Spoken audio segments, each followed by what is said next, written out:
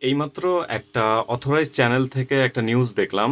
নিউজটা গুড নিউজও বলা যেতে পারে অথবা শকিং নিউজও বলা যেতে পারে যে আজকে সন্ধ্যায় বাংলাদেশ টাইমে সন্ধ্যায় আমেরিকা যে ইরানের উপরে অ্যাটাকটা করছে, বম্বিংটা করছে পারমাণবিক স্থাপনার উপরে, সেখানে হতাহত বলতে নিহত নাই বললেই চলে, কিন্তু ১১ জন আহত হয়েছে। সবচেয়ে বড় শকিং নিউজ বা গুড নিউজ বলা যেতে পারে যে তেজস্ক্রিয়তা ছড়ায় নাই।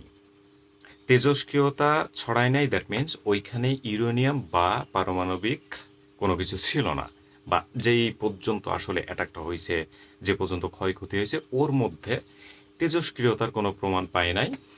এইটা রেড ক্রিসেন্ট থেকে একটা প্রতিবেদন প্রচার করা হয়েছে হামলার পরে, এই তো আজকে বাংলাদেশ সময় সকালের দিকে।